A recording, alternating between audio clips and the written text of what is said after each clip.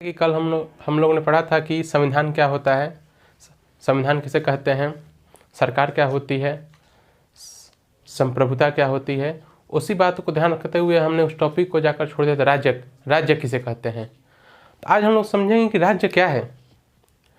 क्या वही राज्य है जैसे कि उत्तर प्रदेश, केरल, आंध्र प्रदेश, बिहार के लिए राज्य शब्द का उपयोग किया जाता है। भारत वैसा ही राज्य है। जैसे कि हम लोग कहते हैं कि उत्तर प्रदेश एक राज्य है, उत्तर प्रदेश एक राज्य है, एक राज्य है। और ये भी हम लोग कहते हैं कि भारत भी एक राज्य है, भारत भी एक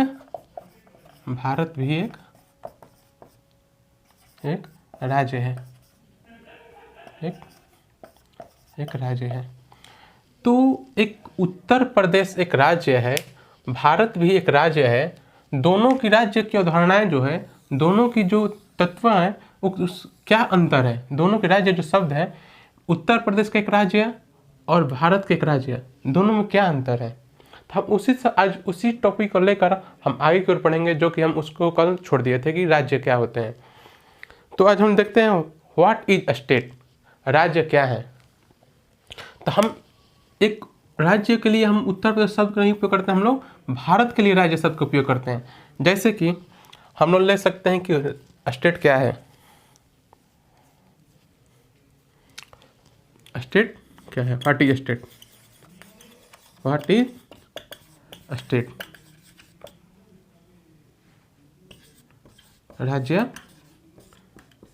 क्या है, राज्य क्या है। तो राज्य क्या है उसके लिए हमें सोचना पड़ेगा कि पहले कि राज्य के लिए 4 तत्व अनिवार्य हैं। राज्य के लिए 4 तत्वों को अनिवार्य किया गया है, 4 तत्व अनिवार्य हैं, 4 तत्व अनिवार्य हैं। साइंस वाली तत्वों की बात नहीं चल रही है, पॉलिटी वाली तत्वों की बात चल रही है। और 4 तत्व कौन कौन से हैं हम देखते हैं। पहला, 4 तत्व कौन कौन से हैं। पहला, एक निश्चित भू क्षेत्र होना चाहिए, निश्चित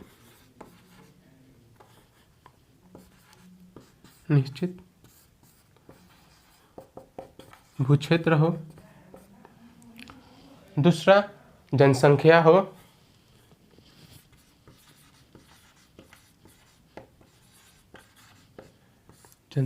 जिसे पॉपुलेशन कहते हैं। तीसरी बात, उसके पास सरकार हो।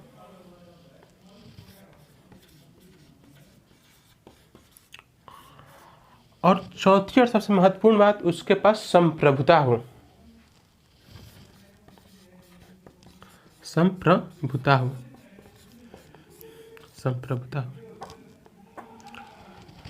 यह तो हम लोग समझ लिए कि राज्य क्या है।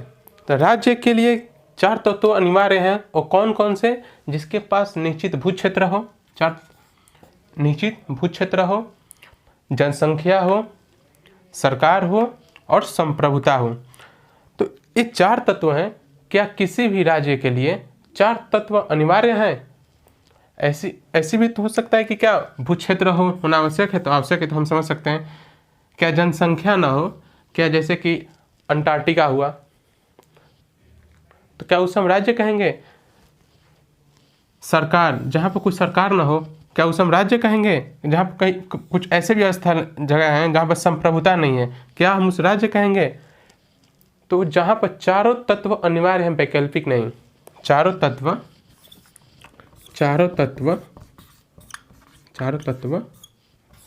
अनिवार्य हैं, वैकल्पिक नहीं। ठीक है, मेरा कहने का मतलब यही है कि किसी भी राज्य के लिए निश्चित भू क्षेत्र होना चाहिए, जनसंख्या होना चाहिए, सरकार होना चाहिए, संप्रभुता होना चाहिए। ये चारों तत्व मौजूद होने के साथ ही हम उसे राज्य की धारणा में रखेंगे। जो स्टेट है यह एक अमूर्त धारणा है, एब्स्ट्रैक्ट धारणा है। सॉरी स्टेट क्या है, अमूर्त अवधारणा है, जिसे हम इंग्लिश में एब्स्ट्रैक्ट कहते हैं। अवधारणा है। मेरा कहने का मतलब यह है कि राज्य क्या है, एक एब्स्ट्रैक्ट अमूर्त अवधारणा, मतलब कि इसे बौद्धिक स्तर पर समझा तो जा सकता है लेकिन देखा नहीं जा सकता। मतलब कि हम लोग समझ सकते हैं कि एक राज्य है, हम इसे बौद्धिक समझते हैं, एक राज्य है, निश्चित हम सोचते हैं राज्य है, लेकिन हम उसे देख नहीं सकते, इसीलिए हम इसे एक अमूर्त धारणा के रूप में रखे हुए हैं। और दूसरी बात, हम आगे देखते हैं 4 तत्व अनिवार्य हैं। तो निश्चित भू क्षेत्र हम सब किए हैं, जनसंख्या कहे हैं, सरकार कहे हैं और संप्रभुता कहे हैं। अभी के समय में भारत एक राज्य है, उसी तरह से एक हम शब्द उपयोग करते हैं, जैसे 1947, आप लोग सभी लोग जानते हैं कि भारत की आज़ादी 1947 में आज़ाद हुआ था। क्या 1947 से पहले भारत एक राज्य था? क्योंकि उसके पास निश्चित भू क्षेत्र भी था, जनसंख्या भी थी और सरकार भी थी और संप्रभुता, लेकिन संप्रभुता का अभाव था। कैसे कि हम 1947 से पहले भारत का शासन, चाहे भारत की सरकार द्वारा अपने अनुसार निर्णय नहीं लिया जाता। पहले हम समझ लेते हैं निश्चित भू क्षेत्र क्या है, जनसंख्या क्या है, सरकार क्या है और संप्रभुता क्या है। हम इसका डिफाइन नोट कर लेते हैं, देखते हैं आगे। निश्चित भू क्षेत्र कहने का लिख सकते हैं, निश्चित भू क्षेत्र का डिफाइन। तो क्या बोले, निश्चित भू क्षेत्र का एक डिफाइन, उसके एक जनसंख्या का डिफाइन देख लेते हैं हम लोग, सरकार का देख लेते हैं, एक संप्रभुता की परिभाषा देख लेते हैं। तो हम लोग क्या कहेंगे, जिसका निश्चित भू क्षेत्र हो, जिस पर हम क्षेत्र किसे कहते हैं, जिसने निश्चित भू क्षेत्र अर्थात कहने का मतलब यह है जिस पर उस राज्य की सरकार अपनी राजनीतिक क्रियाएं कर सके, जिस पर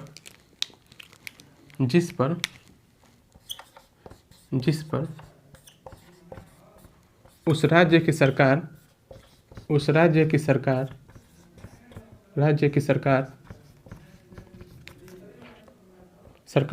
राजनीतिक क्रियाएं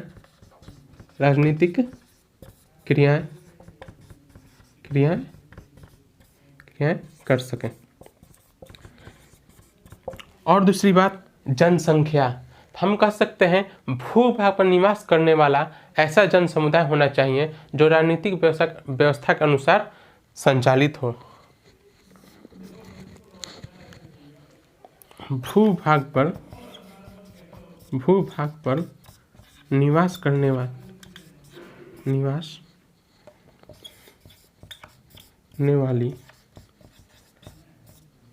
ऐसा जन समुदाय होना चाहिए, ऐसा जन समुदाय होना चाहिए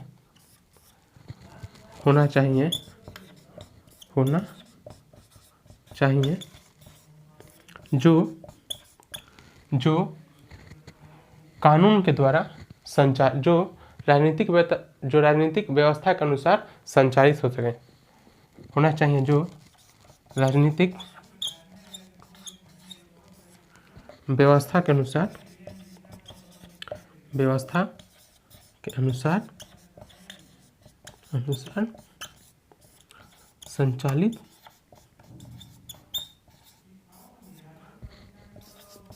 संचालित हो सके। यहाँ तक ठीक है।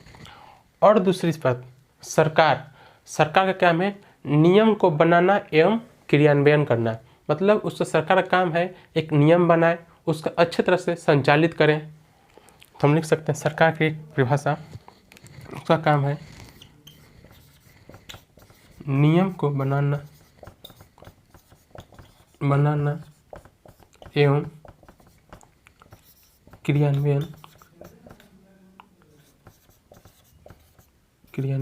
करना। हो गया, ये हुआ सरकार की परिभाषा। अब संप्रभुता, भूभाग पर जनसंख्या और सीमाओं को भीतर कोई निर्णय लेने की पूरी शक्ति होनी चाहिए। मतलब कि क्या कहना का तात्पर्य है कि ये जो भूभाग है भारत का, एक राज्य का जो भूभाग है, इसके ऊपर निर्णय लेने की हम कह सकते हैं निर्णय लेने की शक्ति।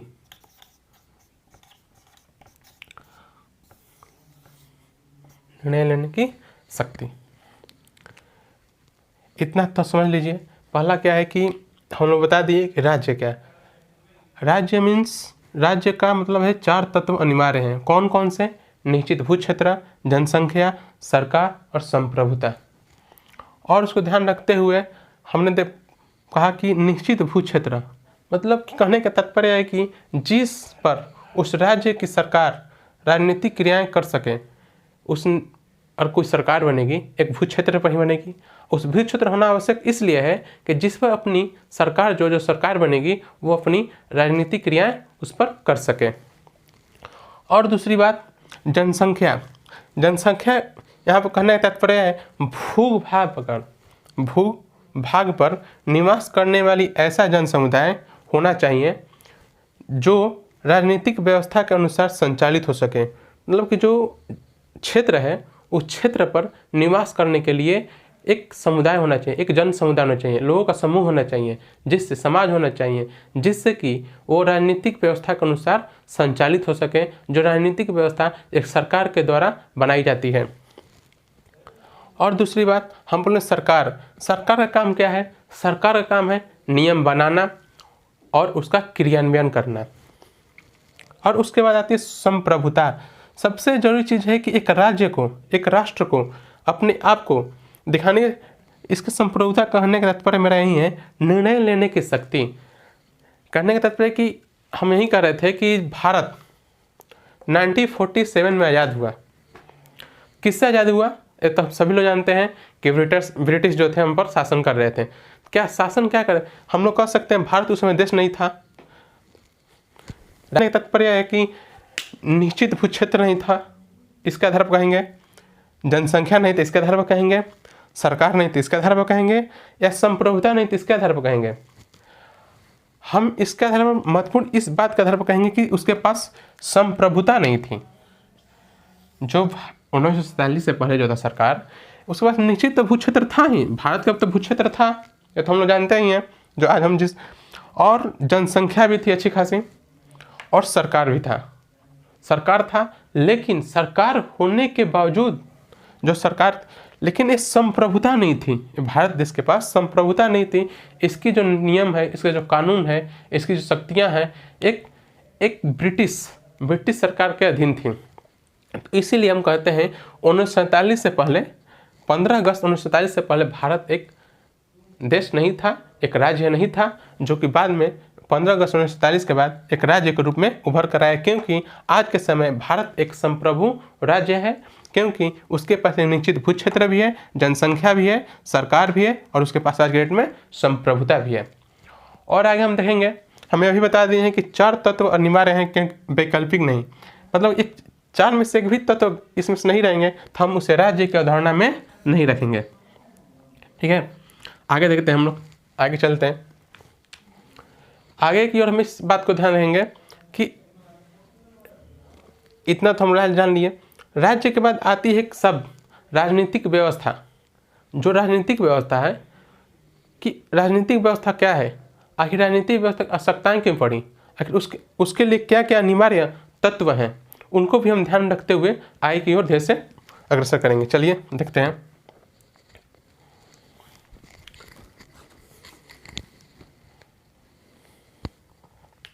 हमने देख लिया कि राज्य, लेकिन फिर एक शब्द आता है कि देश हो गया।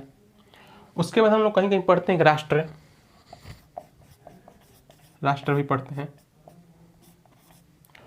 और तब आता है एक शब्द राज्य। तो भारत हुआ, हम लोग पढ़ते हैं कि भारत एक देश है, भारत एक राष्ट्र है, भारत एक, अभी हम बताएंगे भारत एक राज्य भी है। तो इसके मूल कारण कहती कि हम भारत के लिए कहाँ पर देश शब्द का उपयोग करते हैं, और कहाँ पर राष्ट्र शब्द का उपयोग करते हैं, और कहाँ पर राज्य शब्द का उपयोग करते हैं। इस बातों को ध्यान रखते हुए हमने कहा कि ये जो देश है, देश के लिए हम लोग भौगोलिक क्षेत्र के लिए ज्योग्राफिकल,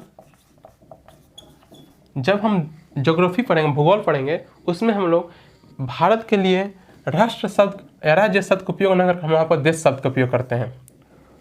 वहीं राष्ट्र शब्द के लिए उपयोग हम लोग कल्चरल,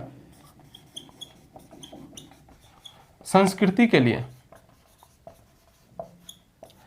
हम संस्कृति की जब बात आती है, भारत की संस्कृति की जब बात आती है, हम वहाँ पर देश और राज्य शब्द का उपयोग न कर हम वहाँ पर राष्ट्र शब्द का उपयोग करते हैं।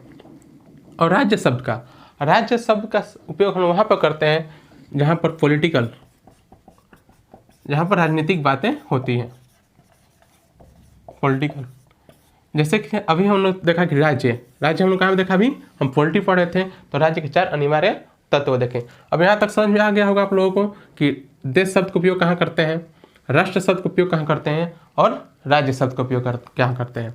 अब हम लोग आगे चलते हैं। एक दूसरा टॉपिक है राजनीतिक व्यवस्था की आवश्यकता क्यों। तो एक क्वेश्चन है मेरे पास कि राजनीतिक व्यवस्था की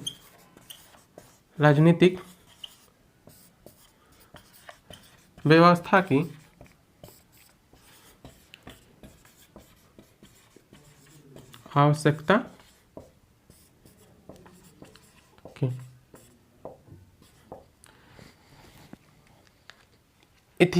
अनेक इतिहासकारों ने, मानव शास्त्रियों ने लंबे समय से अध्ययन करने के बाद उन्होंने देखा कि समाज कितना प्राचीन से प्राचीन समाजों में किसी न किसी प्रकार की व्यवस्थाएं की ढांचा लागू होती है, चाहे वो व्यवस्था राजतंत्र हो, चाहे प्रजातंत्र हो, चाहे तानाशाही हो।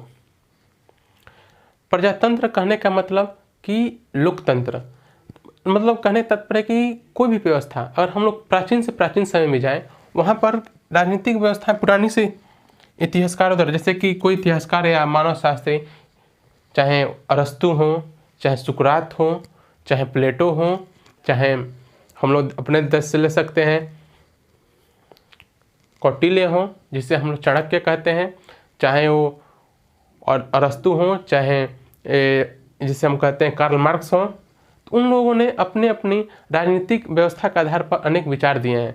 तो हम उस बात को, उनके विचारों को यहाँ पर तो नहीं रख सकते क्योंकि बहुत इस टॉपिक का भाग नहीं है और इस लेक्चर का भाग नहीं है। हम कभी उस राजनीतिक व्यवस्था को, उनके विचारों को, मतलब कि एक क्वेश्चन आती है जैसा कि कहा जाता है कि कौटिल्य के विचार के अंतर्गत संप्रभुता की धारणा कैसी थी, तो उनके संप्रभुता राजनीतिक व्यवस्था कैसी थी, और प्लेटो के अनुसार, चाहे सुकरात के अनुसार राजनीतिक व्यवस्था कैसी थी, संप्रभुता कैसी थी। तो उस बातों को ध्यान रखते हम लोग अगले लेक्चर में करेंगे। और आगे ध्यान रखते हैं हम लोग राजनीतिक व्यवस्था की आवश्यकता क्यों।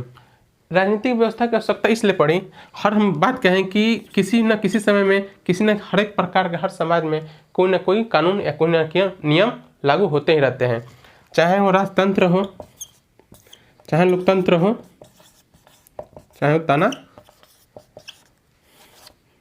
तानाशाही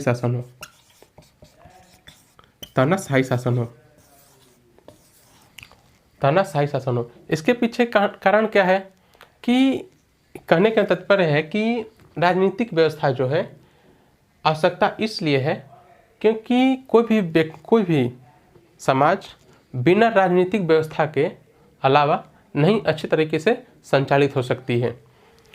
तो वहीं कहें कि राजनीतिक व्यवस्था के राजतंत्र हो, लोकतंत्र हो, चाहे तानाशाही हो। और हम आगे सब देखेंगे कि राजनीतिक प्रणाली का प्रश्न है कि इसकी आवश्यकता कई स्तर पर महसूस किया जाता है। इसकी आवश्यकता, एक प्रश्न होती है कि इस आवश्यकता, तो हम बोल दिए कि राजतंत्र होती है, लोकतंत्र होती है, तानाशाही होती है, लेकिन इसकी आवश्यकता कई स्तर पर महसूस की जा सकती है। इसकी आवश्यकता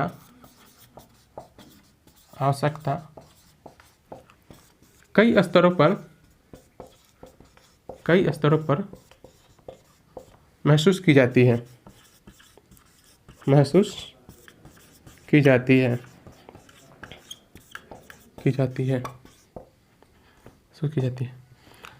पहला क्या है, राष्ट्र निर्माण की प्रक्रिया।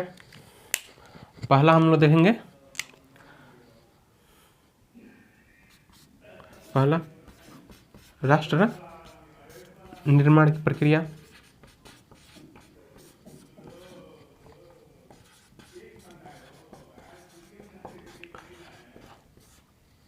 राष्ट्र निर्माण प्रक्रिया और आंतरिक सुरक्षा। दूसरा आंतरिक सुरक्षा, इंटरनल सिक्योरिटी, आंतरिक सुरक्षा। और तीसरा कल्याणकारी राज्य। तीसरा कल्याणकारी, तीसरा कल्याणकारी राज्य। और चौथा सामाजिक परिवर्तन। चौथा सामाजिक परिवर्तन।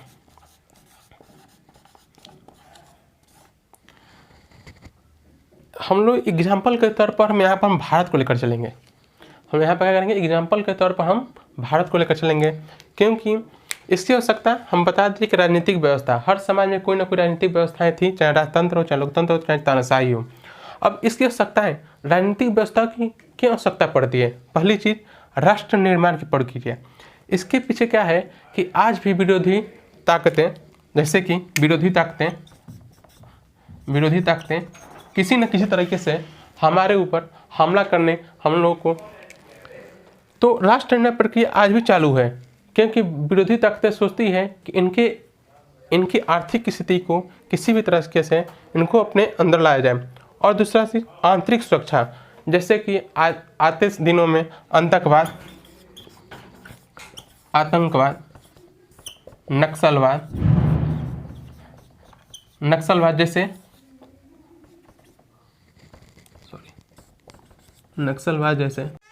नक्सलवाद जैसी घटनाएं देखने को मिलती है। आतंकवाद हो चाहे नक्सलवाद हो, आंतरिक सुरक्षा को लेकर भय बना हुआ रहता है। एक कल्याणकारी राज्य, वेलफेयर स्टेट कहने का तात्पर्य यह है कि जो हजारों वर्ष से जो वंचित समाज था, उन्हें अनेक व्यवस्थाओं से, शिक्षा से वंचन कर रखा गया था, उन्हें मुख्य धारा से जोड़ा जा सके, चाहे स्त्री हो, चाहे अस्पृश्य जातियाँ हों, उन्हें मुख्य धारा से जोड़ा जाए। और सामाजिक परिवर्तन, समय समय के अनुसार सामाजिक परिवर्तन भी हो, तो उसके लिए इन सभी, जिस तरह से हम लोग राजनीतिक व्यवस्थाओं को रखने की राजनीतिक व्यवस्थाएं होती है, उसके लिए आवश्यकताएं कई स्तर पर उसकी आवश्यकताएं महसूस की जाती हैं। तो इसी तरह से राजनीतिक व्यवस्थाओं को संचालन करने के लिए एक शासन का अंग भी होना चाहिए। तो आज हम पढ़ेंगे कि शासन का अंग, ऑर्गन ऑफ गवर्नमेंट, कहे कि हम लोग की आवश्यकताएं जो है, हम लोग देख लिए कि राष्ट्र निर्माण की प्रक्रिया चल रही है अभी, आंतरिक सुरक्षा, कल्याणकारी राज्य और सामाजिक परिवर्तन। तो इन सब को संचालित करने के लिए पहले चीज हम लोग शासन की आवश्यकता पड़ेगी। शासन तो हम लोग देखेंगे शासन के अंग। तो शासन के अंग जैसे कि हम देखा गया है कि विधायिका, कार्यपालिका और तीसरी न्यायपालिका।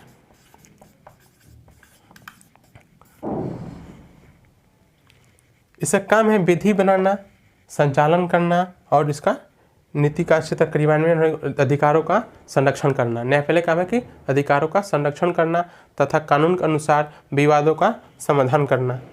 तो आज हम यहीं तक छोड़ते हैं, कल हम स्टार्ट करेंगे शासन के अंग। ठीक है, तो यहाँ तक समझ लीजिए कि राज्य क्या होता है, राष्ट्र क्या होता है, देश और राष्ट्र और राज्य शब्दों कहाँ उपयोग किया जाता है, और राज्य की राजनीतिक व्यवस्था क्या होती है, और राजनीतिक व्यवस्थाओं की कई स्तरों पर आवश्यकता की जाती है। तो आज के लिए इतना ही, हम कल पढ़ेंगे विधायिका, कार्यपालिका और न्यायपालिका। ठीक है, धन्यवाद। हैप्पी न्यू ईयर आप सभी के लिए, नए साल की हार्दिक शुभकामनाएं। ठीक है।